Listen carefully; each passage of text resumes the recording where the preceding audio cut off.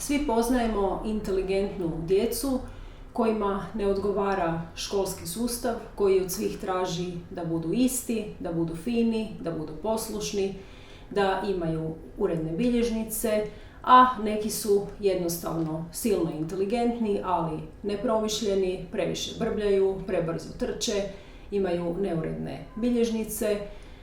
Često ih se zbog toga kažnjava i etiketira i niz sitnih opomena i etiketa vodi do toga da i sami počnu misliti da su problematični, a mnogi od njih onda zaista i zaglibe u životu.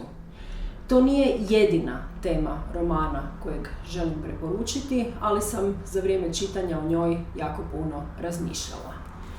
Oliver Lovrenski, mladi je norveški pisac norveško-hrvatskih korijena. Ovo je jedna senzacija od knjige, jako popularan roman kad smo bili mlađi, koji je kod nas izašao u prijevodu Miše Grundlera i izdavačkoj kući Ocean more.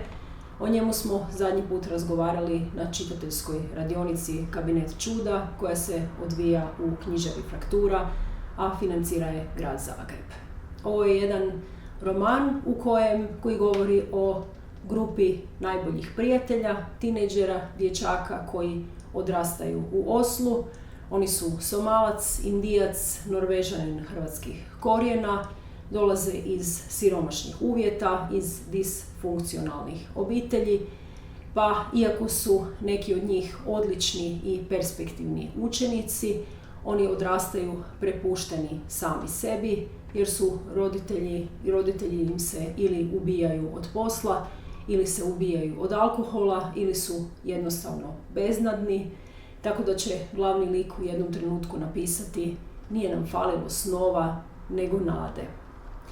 Dječaci se vrlo rano počinju drogirati, u školi im je dosadno, nakon toga počinju dilati, pa polako kreću pištolji, noževi, kriminal, pa i prave pravcate tragedije.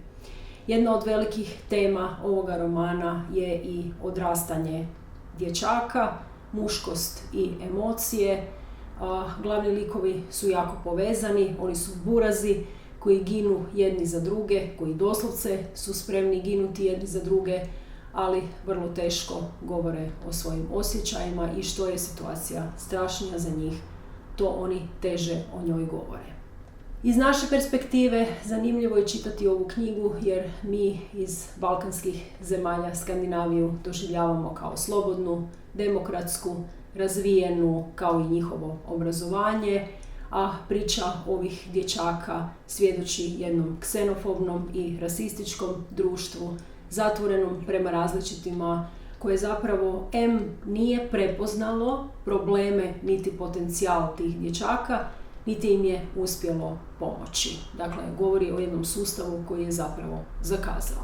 Zanimljivo je također da je autor ovu knjigu napisao kad je imao samo 19 godina. Ona je vrlo zrela i svakako je zanimljiva i za tinejdžere i za odrasle. To je roman idealan za srednjoškolsku lektiru jer obrađuje teme koje će mladima biti vrlo bliske, temu društvenih mreža, prijateljstava, prvih ljubavi, osjećaju prihvaćenosti u društvu itd. Kad govorimo o ovom romanu, najzanimljiviji su zapravo jezik i stil, to je pravcata književnost, vrlo moderna. Tekst je napisan jednim dinamičnim, heterogenim jezikom, različitim dijalektima, sociolektima Osla. To su somalski izrazi, hrvatski izrazi, univerzalni engleski kao jezik društvenih mreža, filmova, glazbe.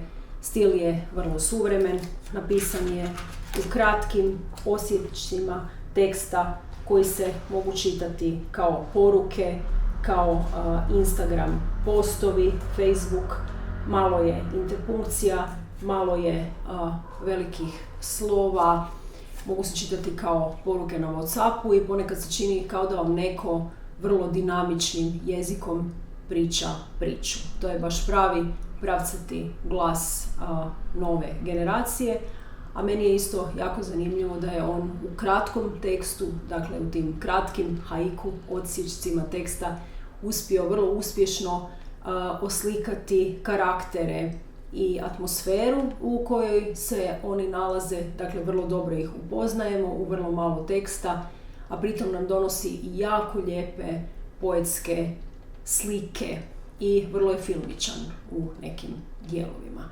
Svakako bih na kraju željela pohvaliti prijevod Miše Grundlera koji je odličan, sigurno mu nije bio lak zadatak, knjiga je puna slenga, puna je referenci na popularnu kulturu, na popularne filmove. Sleng je posebno zahtjevan zato što on naravno zastarijeva. Knjiga je prevedena na brojne jezike, dobila je jako puno nagrada s punim pravom, ali mislim da joj je najveći kompliment što je zaista čitana i što i sam autor kaže da je nekim mladim ljudima ovo prva knjiga koju su pročitali.